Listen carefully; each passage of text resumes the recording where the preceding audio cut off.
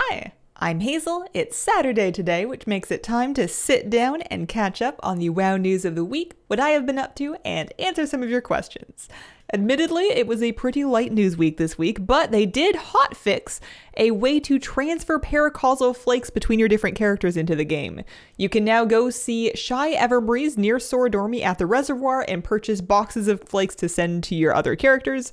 There is no loss for sending them. You buy a box for 500 flakes, it's going to give you 500 flakes.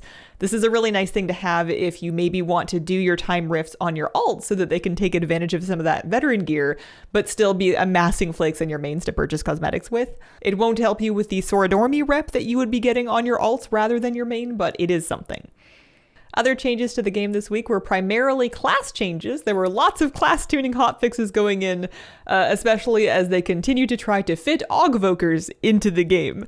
I have now had a little more time with the live game to decide how I feel about Augmentation Evokers. I have not played the spec myself, but I did do a bunch of keys with one of them in my group, and I have now had more time to form my opinions. First of all, in terms of just the experience of doing dungeons with an Augvoker, super fun. They have crazy utility, and mind you, they are very good. They are now being nerfed a little bit to try to give more of their damage to their damage spells and less of it to their buffs.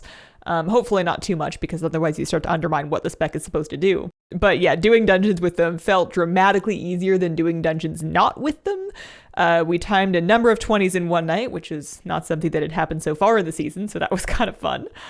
I think the tricky thing with them right now, and the thing that a lot of people were kind of worried about when they were first designing them, is that it is going to be so hard to find a balance for them where it feels good to take an Augmentation Evoker to your group without feeling mandatory to take an Augmentation Evoker to your group.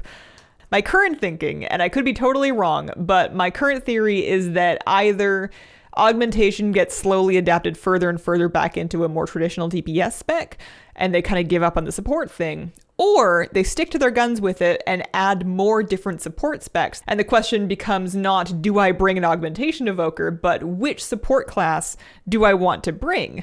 Maybe there's one that's a better fit with the DPS that are in your group, or maybe you just want any, warm body in a support class to come to your group, and it becomes the expected thing to take one of them. Especially if they add more specs to the game that fit this role and you have some choices there, it becomes a little bit less weird how good Augmentation Evokers are. Different supports could fill the same role, but with different strengths and weaknesses, and at that point, it's a more interesting choice. That theory, though, that world in which you are always bringing a support class to your dungeon group, I'm mostly thinking about dungeons right now. Raids are not something that I've figured out. Ask my raid leader. I think that if you were in a world where you were always bringing a support class, are there enough people then that want to play a support class, especially after the shiny new toy effect has worn off? Are there enough DPS that would rather play a support class and buff the other DPS as opposed to playing a straight DPS themselves in order to have 2 DPS plus 1 support, 1 healer, and a tank? Does it ever start to replace the healer, perhaps with a spec that's designed differently, or if they get more healing? Or do you bump up group size and start having 6-man groups so that it's 3 DPS, a support, a healer, and a tank? Is that too many people to wrangle for your casual, Thursday night content? Do you ever bump a DPS and bring 2 of them? Heck, even with a 5-man group, if there are more support specs in the future, do you ever bump a DPS and bring 2 of them? These are tricky questions that I have no answers for.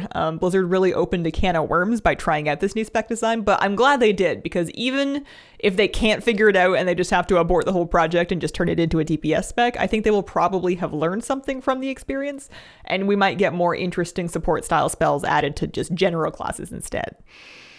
One thing that I think is going to be very important for the long-term survival of the support role in WoW is to find a way, and I think people are working on this, but to find a way to have not just combat logs, but real-time damage meters, your details, to track the damage that augmentations are doing and assign it to them rather than the DPS.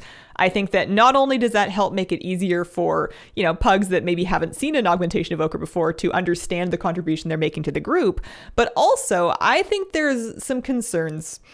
Okay, just me, I'm concerned.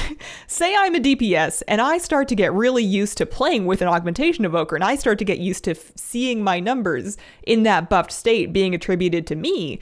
Now, I don't feel so good whenever I join a group that doesn't have one, or if I lose those buffs that I'd gotten used to playing with. It starts to feel worse to play your character on your own without the presence of that other support spec that you've gotten used to. And I think that feeling, while it's still the same outcome numbers-wise, that feeling would be not as potent if the meters were not reflecting that damage as mine, even though I didn't really work any harder to do it.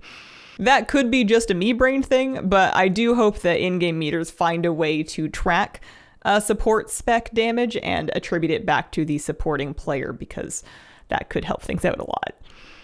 Playing an Augmentation Evoker myself hasn't really appealed to me yet because I like healing so much, but if they ever did a support spec that instead of being like a sort of DPS support hybrid was more of like a healing support hybrid, I don't actually know if I would like to play something like that until it's like, sitting right there in front of me and I can try it, I guess. I'm getting away from myself. These are all fictional problems that I'm just imagining now. As far as what I've been up to this week, I have been once again rebitten by the transmog collecting bug, specifically using all the things to find appearances that I need in old instances and then farming them endlessly until they drop for me. I've discovered the all the things random feature that has it spit out a random appearance for you to go search. That's seemingly endless amounts of fun. I know that I am not one of these people that will ever have all of the mog, but I can always go get more of the mog. And questions for this week, Nick Pez wants to know, is the new old T3 transmog crafting set's accessibility similar to the one from the sets bought from the BMA, as in a warrior set can be used by all players, or is it class exclusive? It seems to me that everything involved to create a full set becomes even harder to bear if it's class specific.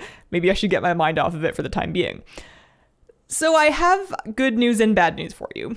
The good news is that it does follow the same rules that you're talking about, in that the sets can be worn by anybody of the same armor type. So if you get that warrior set, you would be able to wear it on your Death Knights and your Paladins. That's the good news. The bad news is that it sounds like that doesn't release you from your quandary about whether or not it's worth it to you to pursue these sets. All I would say is that if it feels bad, if looking at that grind makes you hurt on the inside, then it's okay to put it down and to find something else to do in game, because games are for fun and they shouldn't hurt you. As much fun as I'm having transmog collecting right now, I am not touching the tier 3 stuff because it looks awful to do, and right now doesn't sound like fun. Maybe later when I have more stuff it'll sound like fun, and then I will go do it. But until then, I've got like 1,000 items I need out of ICC. What do I need an axe for? And Dark Spells wants to know, are Eredar Draenei colors only available for normal Draenei, but not Lightforged ones? I created a Lightforged Warlock. I've leveled him up significantly. A couple people wanting to know this, and from what I can see, Manari Eredar are for regular Draenei only and not Lightforged Draenei. I could be wrong, but that's what I'm currently seeing from the PTR. It seems there is a short quest line coming to the game in 10.1.7 that allows normal Draenei to unlock this, so as much as it flies in the face of the lore, there is technically going to be some story justification that seems to apply to standard Draenei, but not necessarily Lightforged Draenei.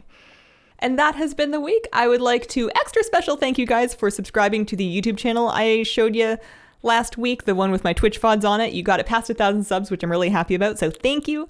If you have any questions you want answered in a Saturday news video, please leave them in the comments of the most recent one and include the word question to help me find it. I appreciate you guys, and I hope you have a wonderful, wonderful day. Bye.